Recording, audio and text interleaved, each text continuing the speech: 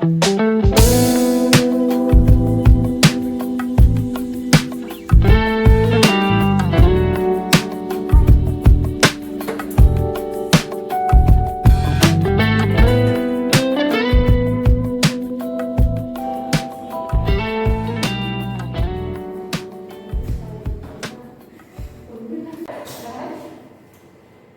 selamat malam adik-adik.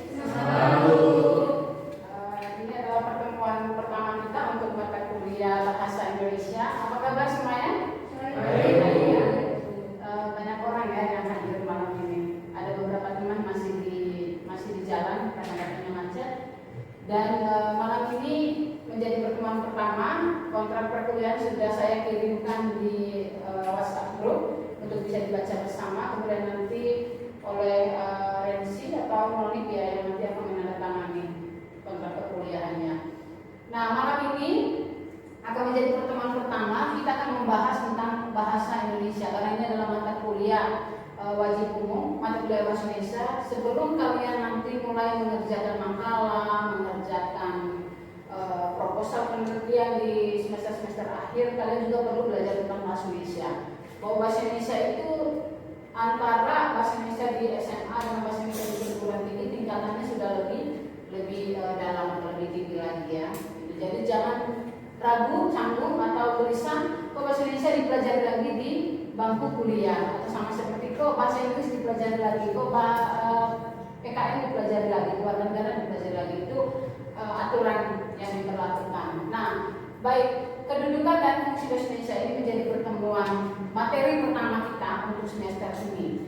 Sebelum nanti kita belajar tentang muaranya itu ke karya tulis ilmiah, bagaimana mahasiswa menulis, pada dasarnya itu kita perlu mempelajari tentang kedudukan dan fungsi bahasa Indonesia. Fungsi dan bahasa Indonesia.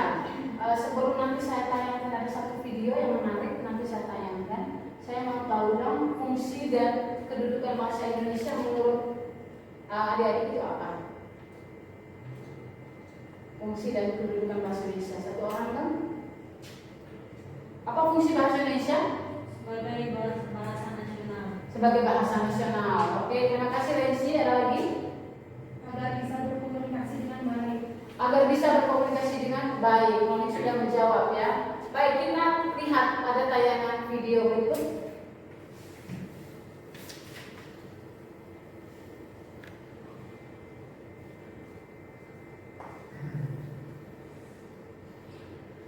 Satu nusa, satu bangsa, satu bahasa. Itulah penggalan lirik dari lagu Satu Nusa, Satu Bangsa.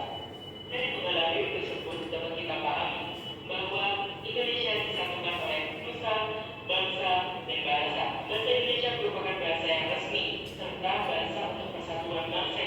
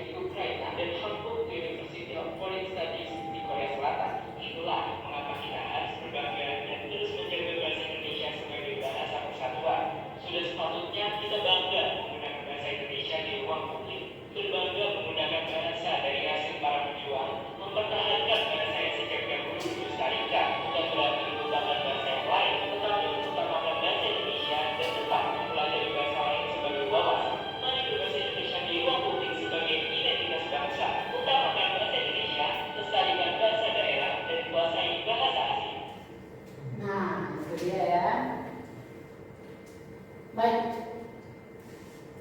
Bagaimana adik-adik? Sudah simak bersama ya video tadi tentang bagaimana keunggulan bahasa Indonesia itu sendiri. Apa yang kalian bisa saksikan dari video tersebut? Boleh Resi? Ada beberapa hal yang saya temukan dari cuplikan video yang sudah ditayangkan dan sudah kita tonton bersama-sama. Yaitu bagaimana peran penting bahasa Indonesia dalam persatuan bangsa dan juga bahasa Indonesia yang berperan penting sebagai bahasa resmi bangsa Indonesia. Lalu, mengapa kita perlu melestarikan bahasa Indonesia? Yang pertama, bangsa Indonesia itu adalah bangsa yang sangat besar, yang terdiri dari berbagai macam suku bangsa, terus budaya, dan sebagian besar masyarakat Indonesia menggunakan salah satu dari 748 bahasa yang ada di Indonesia sebagai bahasa ibu atau mother tongue.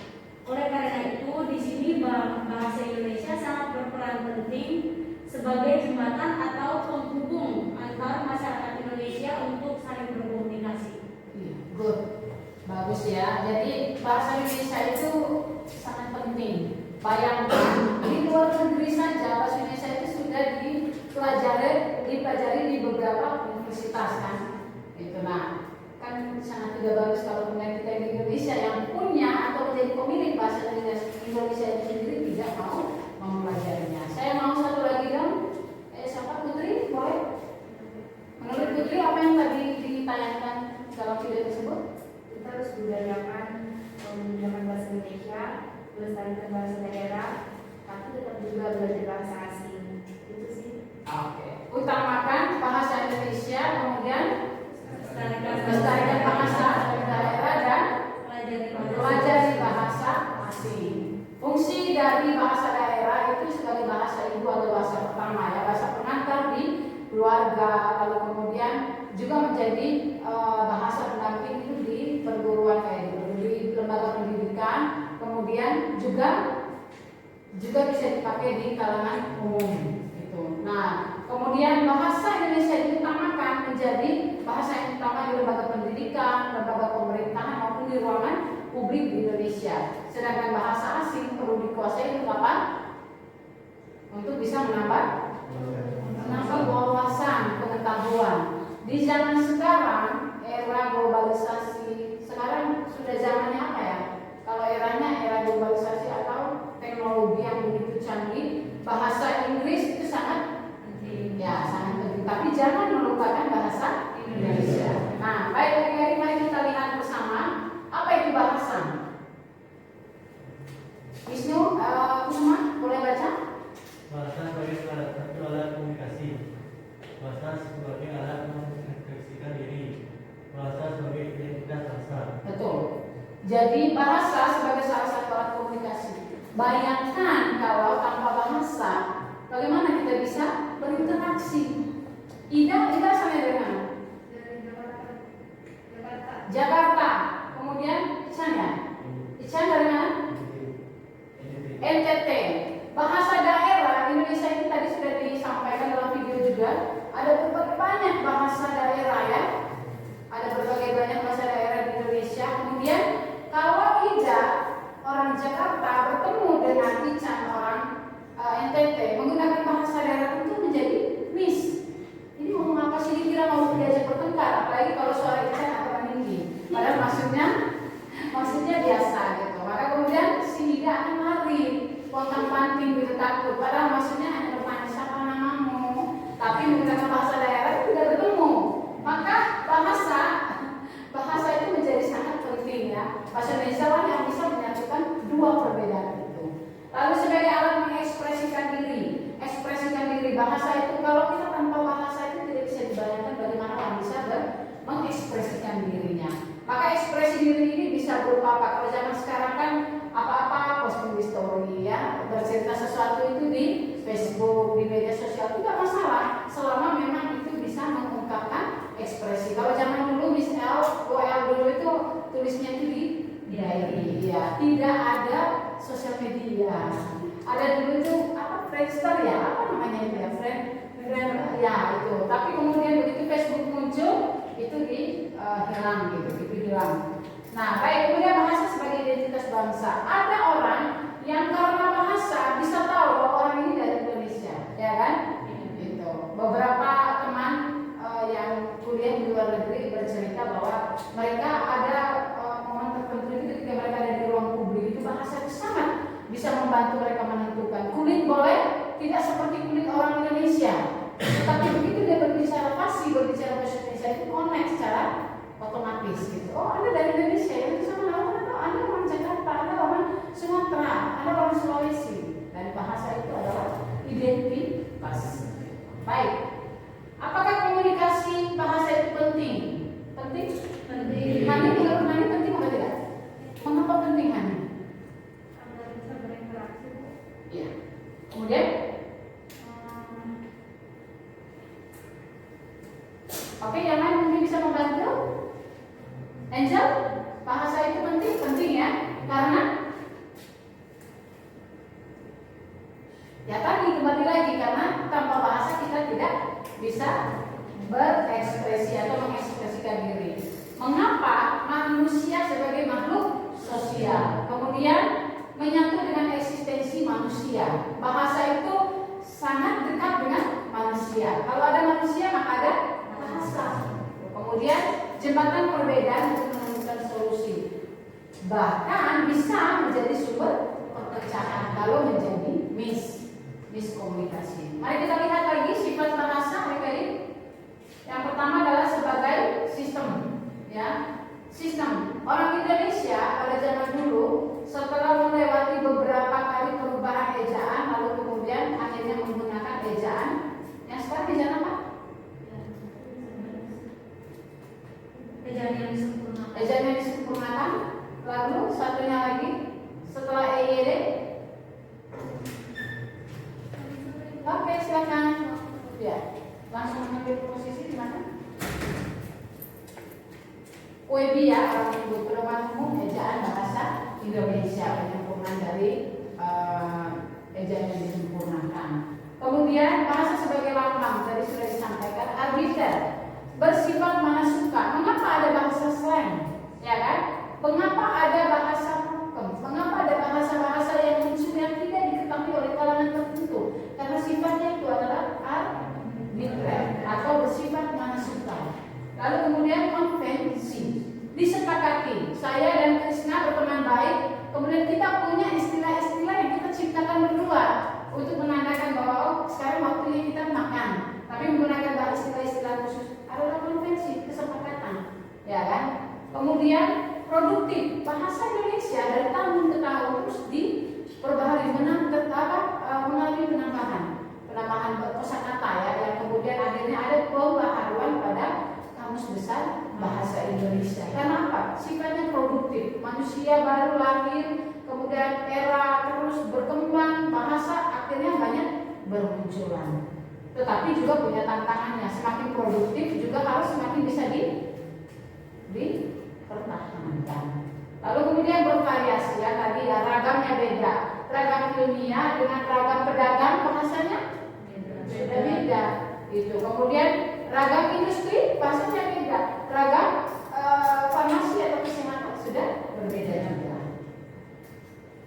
Baik, kita lihat ikrar lahirnya bahasa Indonesia sebagai bahasa nasional dan sebagai bahasa negara. Ada yang tahu kalau sebagai bahasa nasional lahirnya bahasa Indonesia itu bagaimana?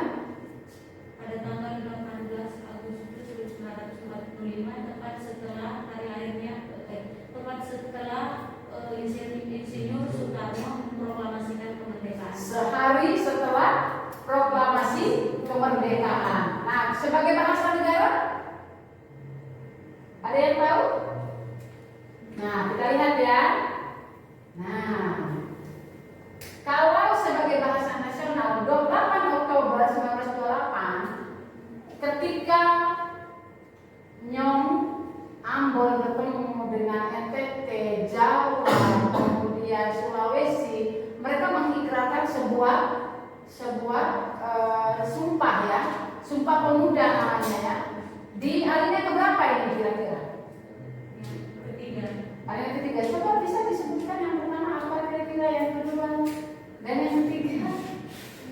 lupa ya. Jangan-jangan kakak bapak Oktober juga lupa gitu bahwa itu adalah hari bersejarah untuk bangsa Indonesia, Hari Sumpah Pemuda. Pemuda-pemudi ini ya sebenarnya ada di garda terdepan. Kami putra dan putri Indonesia menjunjung bahasa persatuan yaitu bahasa Indonesia. Secara negara dia termuat di dalam Undang-Undang Dasar Pasal 36 bahwa bahasa negara ialah bahasa Indonesia. Anda boleh berbangga, kita boleh berbangga, kita kemana-mana kita boleh menyampaikan bahwa memang kami orang Indonesia punya bahasa kami yaitu bahasa Indonesia. Kemudian mari kita lihat kedudukannya. Kalau sebagai bahasa nasional ada beberapa ya, kebanggaan nasional, lambang identitas, alat penghubung antar budaya dan daerah. Kalau secara bahasa resmi sekarang malam ini kita berbicara menggunakan bahasa Indonesia. Ada di lembaga pendidikan, pemerintahan, ya kan, di ruang publik juga. Oke, adik-adik mari kita lihat. Mengapa penting mempelajari bahasa Indonesia di perguruan tinggi? Ayo dong. Mengapa penting? Ini menjadi lebih spesifik lagi ya. Penting dipelajari tapi di perguruan tinggi. Mengapa? Tadi Bu Elsie sudah sampaikan di awal kan? Ya, Bu. Ya. Kira-kira mengapa penting? Untuk memperdalam tentang bahasa Indonesia, karena di tingkat akhir perguruan tinggi nanti kita akan ada penyusunan proposal maupun makalah dan juga ada penyusunan skripsi yang akan menggunakan bahasa Indonesia. Oke, nah karena nanti ke depannya kita akan lebih banyak belajar dan bahasa yang kita gunakan sebagai bahasa dalam dunia pendidikan itu adalah bahasa Indonesia. Ada lagi yang mau menambahkan? Noni? Mengapa penting dipelajari di perguruan tinggi? Untuk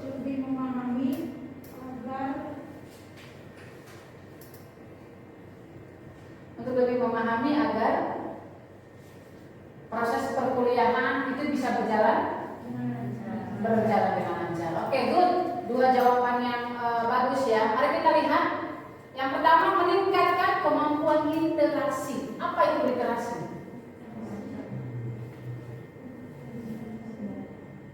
Membaca. Yes.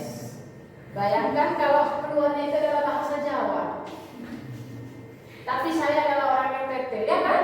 Sama saja masih ini. Itu kan. Tapi kalau itu adalah bahasa Indonesia, membaca koran, kemudian meningkatkan kemampuan literasi. Oh, ternyata setelah baca koran pagi ini hanya satu opini saja, ada banyak sekali istilah-istilah baru yang bisa saya temui. Cek kamus artinya apa? Oh, ini ternyata artinya adalah nambah satu kosakata. Berikutnya lagi baca lagi, meningkatkan apa? Kemampuan literasi. Sama seperti ketika kalian berinteraksi dengan teman-teman. Kalian berinteraksi, kalian menemukan, ya kan? Oh, ada istilah baru. Bertemu dengan dosen mengajak ngobrol, kemudian ada istilah-istilah catat dalam hati, ulang dicek maksudnya apa. Tapi kalau dosen mahasiswa yang aktif boleh bertanya langsung, tadi maksudnya apa Bu? Gitu. Nah, boleh jadi bahan sharing. Itu ya. Nah, kemudian meningkatkan kemampuan berkomunikasi. Nah, ini tadi sudah kita sampaikan di awal. Kemampuan menganalisis teks, jangan salah. Mengapa orang bisa menganalisis teks atau berpikir kritis kalau dia juga punya pengetahuan, kemampuan berbahasa yang baik? Ya kan? Yakin tidak? Kalau kita tidak punya kemampuan untuk ngomong aja, ragu. Saya nanti ngomongnya pas nggak ya? Bahasa saya nanti sesuai tidak ya? Itu kan? Nah, kemudian meningkatkan kemampuan berpresentasi. Kenapa versi bisa ada di depan saat ini? Itu juga adalah akumulasi momen yang terjadi di masa-masa lampau sampai hari ini. Mulai dari menjadi mahasiswa ya, saya menjadi Alan, dulu menjadi Anna, menjadi Hani, Krishna, Rio, Angel, Ican, kemudian Irja. Itu proses yang terjadi. Tapi pilihannya satu, harus berani. Jangan ragu atau takut. Tidak ada yang mengklaim bahwa kamu salah, kamu benar. Itu ya kan, berani. Kemudian lama-lama bisa berdiri di depan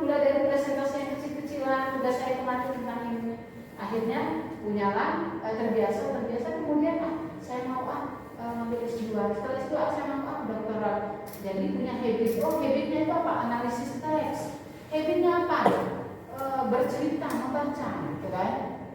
Nah, baik adik-adik, paham ya? Paham ya? Oke, kita lanjutkan. Jadi yang terakhir bahwa utamakan bahasa Indonesia, peliharalah bahasa daerah dan kuasai bahasa asing. Gitu. Jadi hakikat dan kedudukan bahasa Indonesia itu tadi sudah disampaikan, sudah kita lihat bersama dan diperkuat dengan tayangan video tadi. Mulai hari ini yang dilakukan itu adalah apa? Utamakan bahasa Indonesia, lestarikan bahasa daerah dan kuasai bahasa asing. Oke, bagaimana? Ada yang bisa menyimpulkan pertemuan kita malam ini? Boleh silakan, Ida. Ternyata setelah kita belajar itu banyak sekali manfaat dari belajar bahasa Indonesia. Yang saya tahu dari pembahasan tadi, ternyata dengan bahasa Indonesia itu bisa sebagai alat komunikasi dan juga bisa menjadi jembatan penghubung antar daerah. Misalnya kayak tadi yang udah dijelasin, misalnya teman saya dari NTT, saya dari Jakarta, setiap daerah belum tentu bisa mempelajari bahasa daerah lainnya, tapi dengan bahasa Indonesia itu bisa menyatukan kita gitu. Terus ada juga dengan bahasa Indonesia itu kita bisa berinteraksi dengan siapapun karena manusia termasuk makhluk sosial.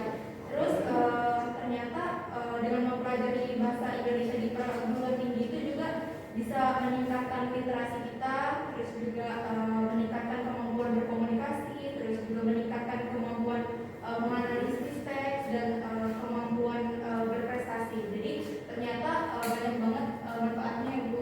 Oke, banyak banget manfaatnya kan. Oke, terima kasih banyak Ida sudah bisa mengomentari pembelajaran kita malam hari ini. Bisa disimpulkan seperti apa. Nah, baik, sebelum nanti Bu Elsie sampaikan closingnya, ayo dong siapa yang ingin bertanya tentang bahasa Indonesia? Apa saja yang berkaitan dengan materi kita malam hari ini, kedudukan dan fungsi bahasa Indonesia. Tantangan mungkin yang kita temui, boleh sekali ya? Kira-kira ada nggak sih Bu tantangan bahasa Indonesia di era globalisasi saat ini? Ada dan sangat banyak. Ada dan sangat banyak. Nah, coba kalau kalian perhatikan ya, kita ini kan Bali ya khususnya, itu kan kota pariwisata, pulau pariwisata.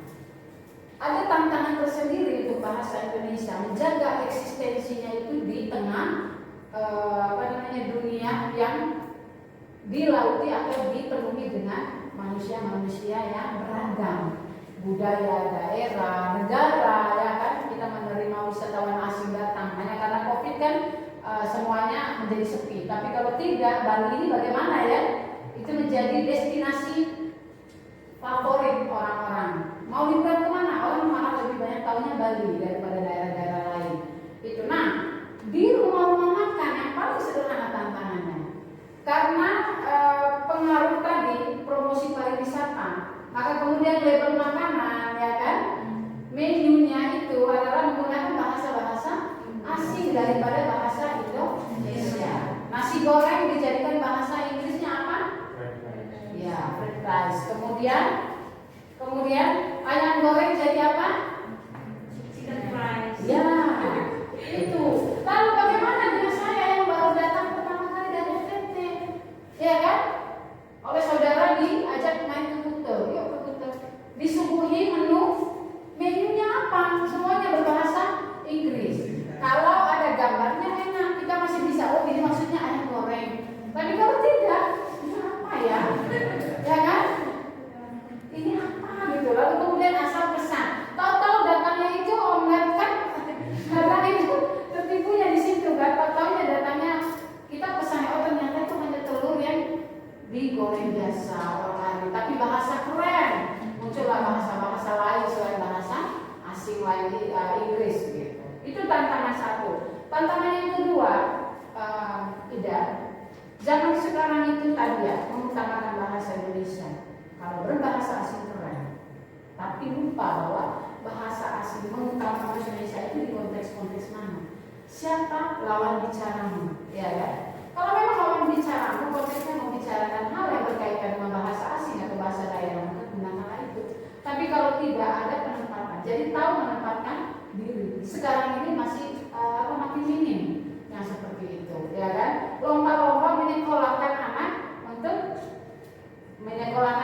sekolah di atas international school.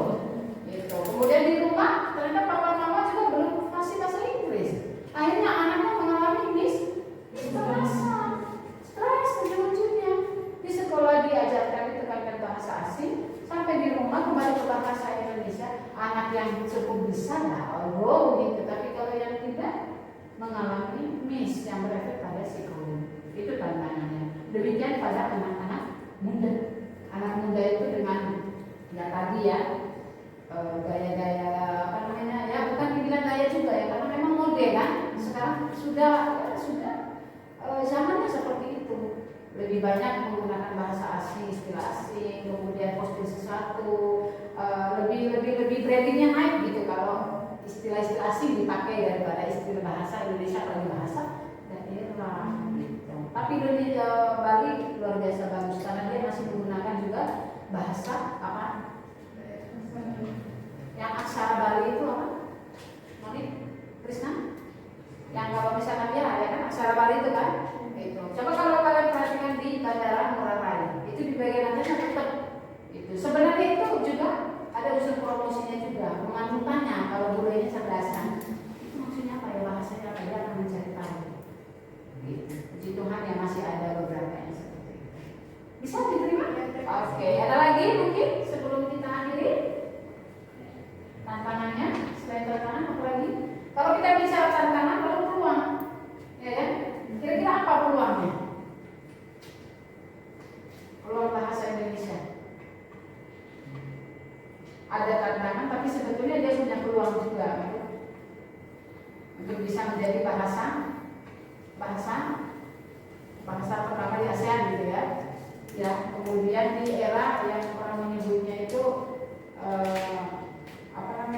MEA ya, gitu kan, yang hubungannya dengan industri, orang kemudian mulai menggadang-gadangkan bahwa kalau bisa bahasa Indonesia nanti akan bisa menjadi bahasa pertama di dunia globalisasi sekarang ini di ASEAN gitu.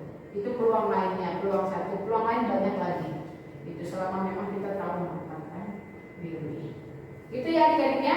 Oke, jadi kedudukan dan fungsi bahasa Indonesia itu bahwa bahasa Indonesia itu sangat penting digunakan ranah publik, keluarga maupun di pemerintahan dan di dunia pendidikan. Kemudian dia punya kalau secara nasional itu lahirnya itu pada saat Sumpah Pemuda dan kemudian secara negara itu tertuang dalam Undang-Undang Dasar Negara Republik Indonesia pasal 36 ya. Lalu tantangan dan peluang bahwa bahasa Indonesia itu perlu dipertahankan eksistensinya, dan siapa lagi kalau bukan kita. Jangan nanti dulu tapi kemudian lupa ya. Oke, demikian adik-adik untuk malam ini. Kalau tidak ada pertanyaan lagi, Miss El sekarang kasih tugas, silakan dikerjakan di rumah masing-masing, boleh dicatat. Tugasnya itu adalah saya minta kalian browsing di YouTube bagaimana orang berbicara tentang bangga berbahasa Indonesia. Pengalaman orang-orang yang kemudian di-sharing di YouTube tentang bangga menjadi atau bangga berbahasa Indonesia. Boleh bule, boleh orang Indonesia itu sendiri ya. Dikumpulkan minggu depan saat pertemuan berikut.